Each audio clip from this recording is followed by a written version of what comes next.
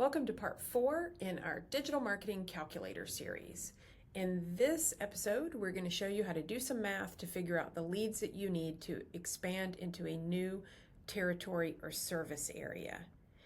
In all of these videos, what we're trying to do is give you some tools to help you figure out the number of leads that you need to generate each month to meet your goals.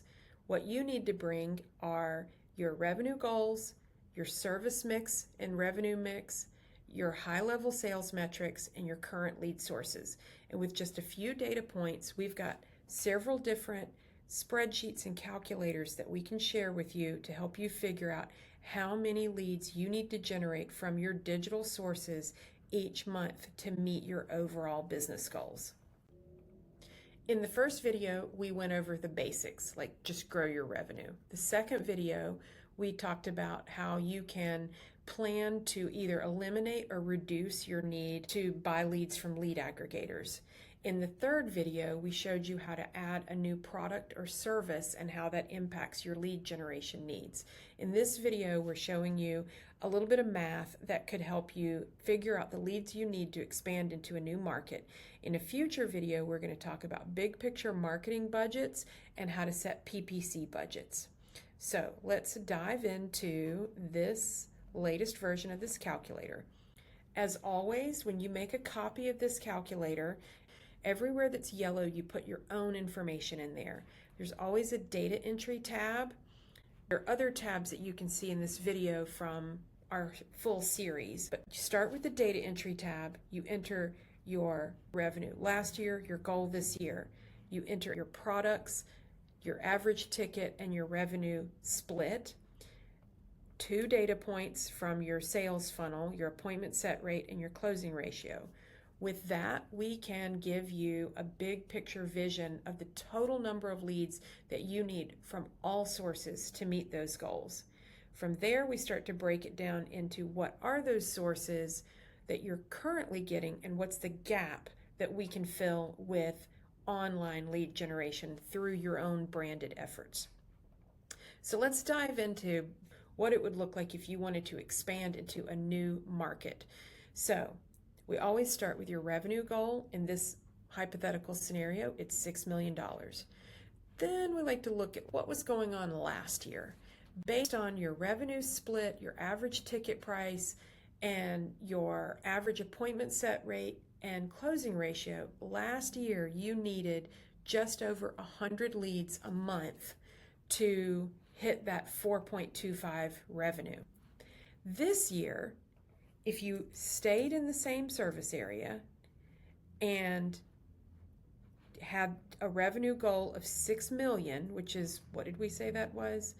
About a 40% increase. So if your goal was to grow from 4.25 to 6 million and you did nothing different, last year you needed 103 leads a month. This year you need 146. That's with all things being equal. But what happens if you want to expand into a new service area? So what you can do is come down here and play. You'd say, okay, let me say I'm going to open a satellite office, but you're not really ready to devote buying a building or renting a building. You're just going to test the waters and see what you can sell in, let's say it's a metro area 200 miles away. You could set a goal, keep your revenue goal at 6 million. Like, let's say your revenue goal is still the same. You just want to get some of it from another territory. If you enter here what the mix is going to be between your new service territory and your existing service territory, let's say it's 10%. We've done all the math to show you what that would look like. All right, I just made a few changes here. Let's say you wanted to get 10% of your revenue from the new territory and your revenue split was going to stay the same as it is in your current territory, which is a 75-25 split. Well, as soon as you get 10% from that new service area, well, that's going to bring down what you need from your current service area to 90%. You do all the math, and boom, what you need is 15 leads a month in that new service area. That is a pretty achievable goal to generate those leads just online. Or you could just buy them from lead aggregators and test the waters and see what happens before you fully commit to it. You could also work with a marketing partner like us to set up a new ad campaign through Google Ads or through Meta to target that new geography just to see what the interest is. Because 15 a month is a very achievable goal with a modest budget. And then from there, based on what you told us, if you said you wanted 75% of that to be baths and windows, we would configure your campaigns accordingly. Now, let's say you want it to be 15%. Now, the lead number in the new service area goes up.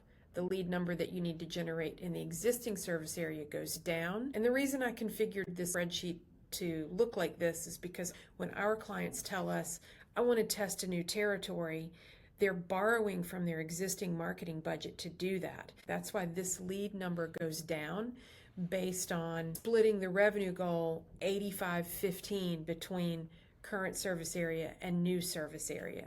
So if we crank that goal to 15% of all revenue, then your lead goal per month turns into 22. Still not bad.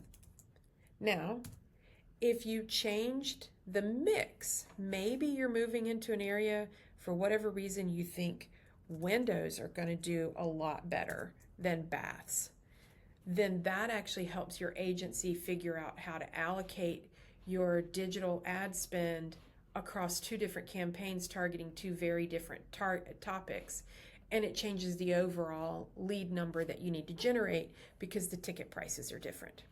So this could be maybe an oversimplified view of what it would look like to plan to move into a new service territory.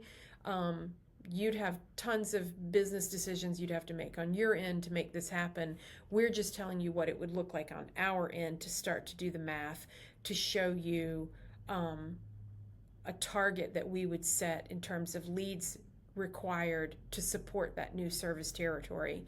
And then we would use that to help you identify an appropriate marketing budget, which is going to be the topic of our next video. Okay, thanks again for watching.